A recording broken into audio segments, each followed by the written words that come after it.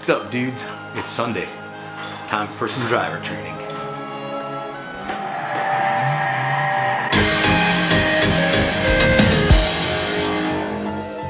So welcome back to Sunday Drive, video segment all about using PS3, Gran Turismo 6, G27 setup, and using all that to teach myself to become a better driver. Hey, of course, stealing the show.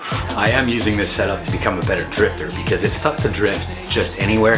A lot of tracks don't actually let you do it. A lot of places won't support that, and it's understandable, and it's not something that you can really just go out there on the street, because we got a saying around here: for every mile of road, there's 2 mile of ditches. So think about that. If you gotta call somebody to bail you out, chances are it's gonna take them a while to get there. You never know who could drive by and spot that. A drift car is obviously a drift car. They're gonna see the tires, they're gonna see the marks on the ground, they're gonna know what you're doing.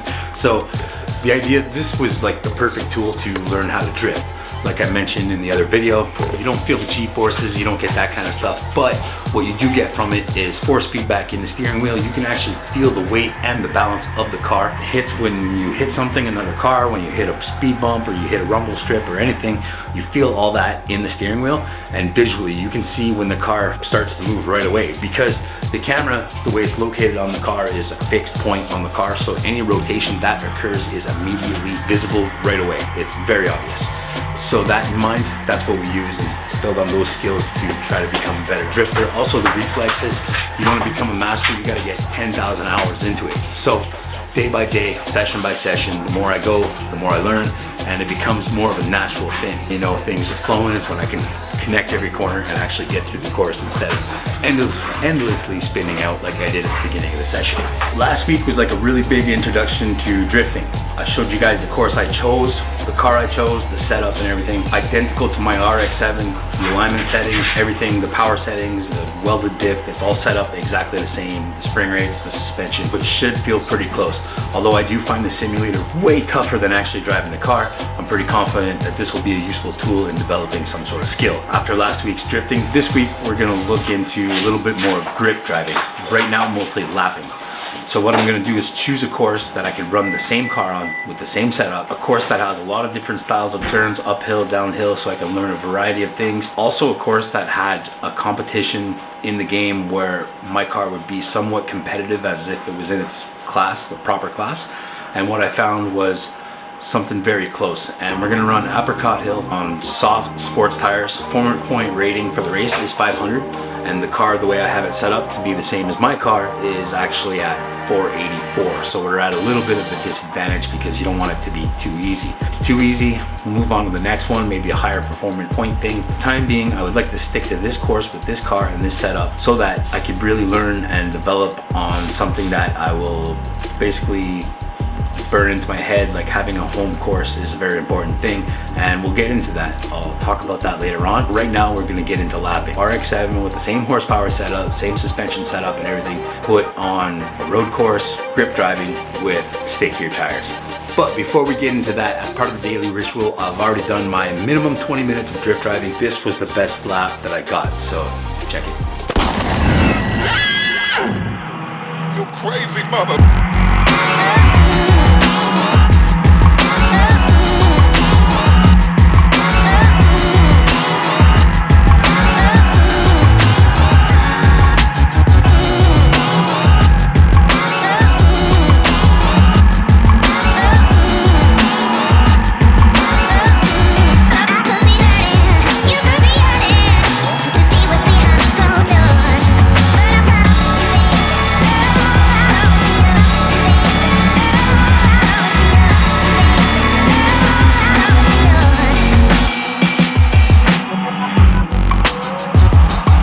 Adding to the driver training this week, we're gonna start working on some grip driving stuff.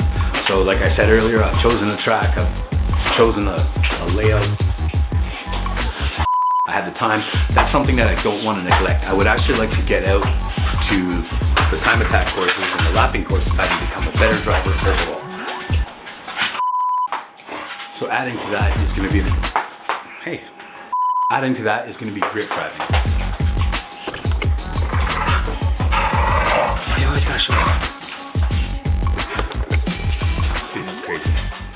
I'm going to take advantage of this time and not neglect becoming a faster driver, so when I do actually get the RX-7 out there on the course and start doing some time attack, that I fall into the flow of things rather quickly.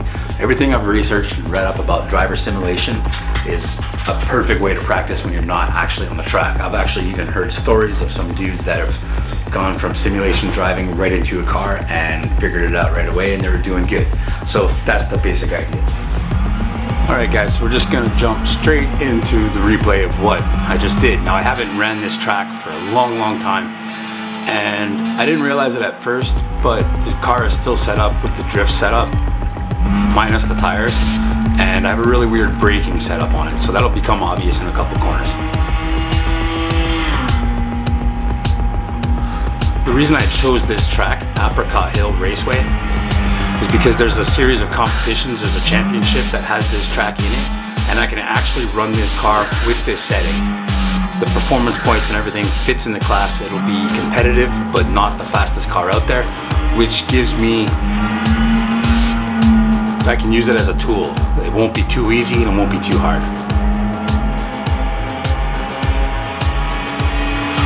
This lap, I'm just really feeling out the track, learning the corners, because like I said, I haven't run this track in a long time, and it's not one that I ran a lot when I was previously practicing on this game, because it's not one of my favorite courses. But given that it has lots of turns, elevation changes, variations in radiuses and sharpness of the corners, I thought it was a good place to practice.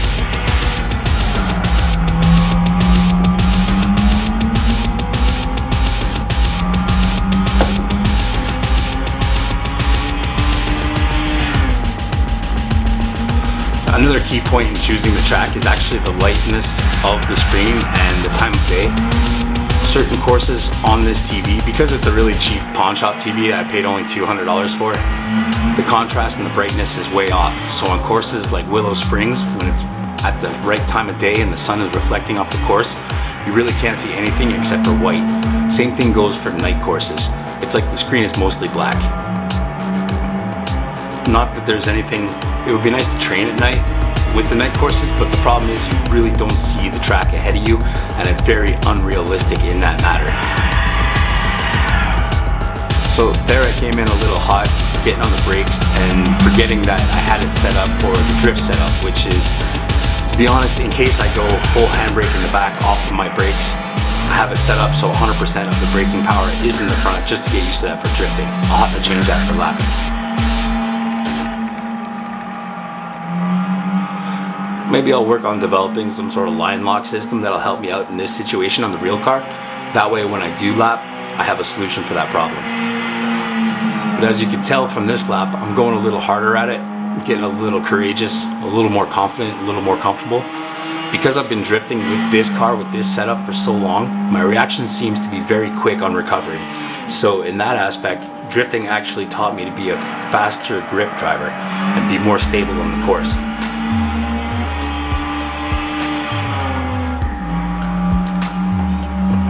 Another huge aspect I feel about grip driving is being smooth. That's a huge key. And a big feature of this game, I feel, is that when the car gets unstable, it can get away from you very quickly. So it teaches you to realize what's going on before it happens, to start seeing and feeling the balance in the car, a weight shift that is not what you predicted. When you get right into it and get really focused on it, you can actually feel it in the driving. You learn to condition your brakes and your throttle inputs to keep it steady. That is probably the best part of using this PlayStation setup as a tool, because it is so very picky and so actually hard. I'm hoping that once I get in my real car on a real course, that everything will come together. It'll teach me much more than I would have learned by just waiting it out and driving on a course.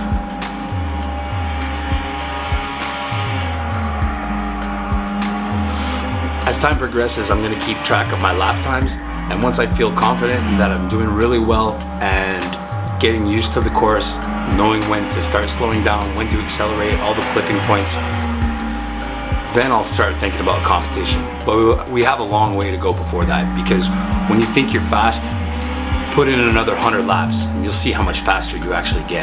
So we're going to spend some good time on this course along with the GT course from the drifting. And I'll explain that more in the next video, because we'll do more of a track layout and specifics and really discuss the importance of a home course.